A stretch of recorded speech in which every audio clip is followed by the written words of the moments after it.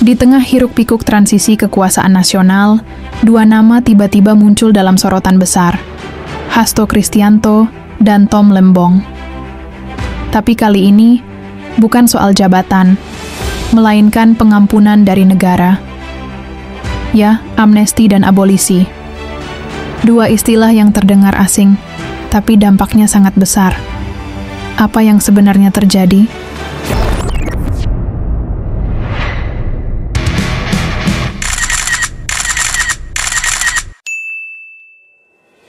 Hasto Kristianto adalah Sekretaris Jenderal PDI Perjuangan.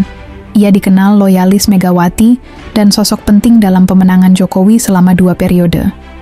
Namun dalam beberapa bulan terakhir, namanya terseret dalam pusaran kasus Harun Masiku, politisi PDIP yang jadi buronan KPK.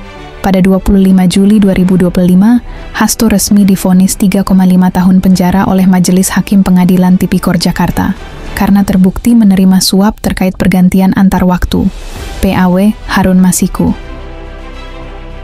Sementara itu, Tom Lembong adalah mantan Kepala BKPM dan mantan Menteri Perdagangan. Ia dianggap sebagai simbol teknokrasi muda. Namun nasibnya berbalik drastis. Pada 18 Juli 2025, Tom divonis 4,5 tahun penjara dalam kasus impor gula.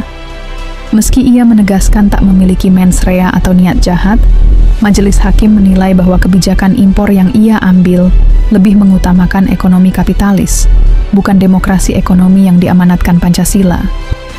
Tapi sebelum memahami kenapa keduanya berpotensi mendapat pengampunan, kita harus pahami dulu, apa itu sebenarnya amnesti dan abolisi? Dalam Undang-Undang Dasar 1945, Pasal 14 ayat 2, disebutkan bahwa Presiden dapat memberikan amnesti dan abolisi dengan memperhatikan pertimbangan dari DPR. Amnesti adalah pengampunan pidana yang bersifat umum, biasanya diberikan untuk kasus bernuansa politik, seperti saat negara ingin melakukan rekonsiliasi. Ketika seseorang menerima amnesti, proses hukumnya dianggap tidak pernah terjadi. Status hukum, bahkan nama baiknya, bisa dipulihkan.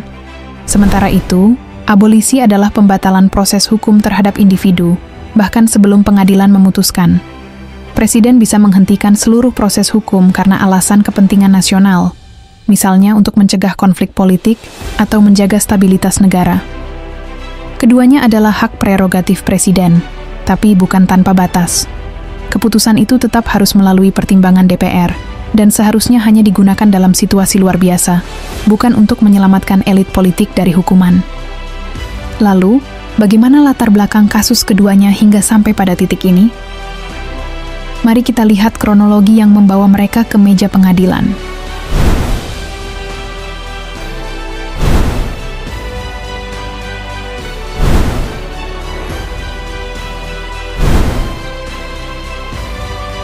Kasus Hasto bermula dari pencarian Harun Masiku yang hilang sejak 2020.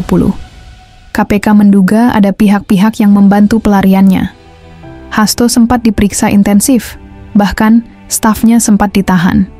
Di tengah tekanan ini, muncul wacana pemberian amnesti. Alasannya, demi stabilitas politik.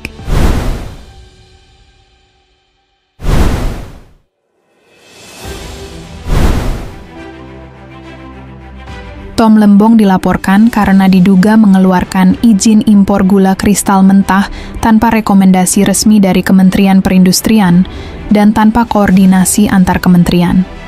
Izin itu diberikan kepada pihak swasta, bukan melalui jalur BUMN seperti yang seharusnya diatur dalam undang-undang. Namun langkah pengampunan terhadap keduanya menimbulkan pertanyaan besar. Mengapa keputusan ini justru menjadi sangat kontroversial? Keputusan memberi amnesti dan abolisi memicu pro kontra. Pendukungnya menyebut ini sebagai langkah rekonsiliasi nasional menjelang pemerintahan baru. Tapi kritik keras datang dari aktivis hukum dan oposisi. Mereka menyebut ini preseden berbahaya. Jika kekuasaan bisa mengampuni hukum, lalu bagaimana nasib keadilan? Apakah ini sinyal bahwa hukum tunduk pada politik? Dan tentu saja, masyarakat tak tinggal diam. Publik bersuara. Dan inilah reaksi mereka. Di media sosial, reaksi netizen terbelah. Beberapa komentar menyatakan, "Bagus, ini demi persatuan." namun banyak juga yang sinis.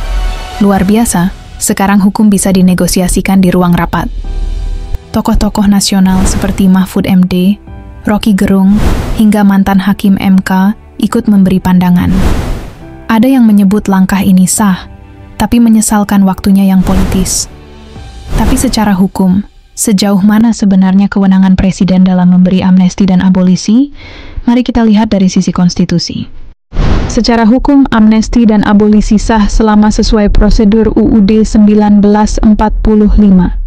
Tapi secara etika, banyak yang menilai ini penyalahgunaan kewenangan.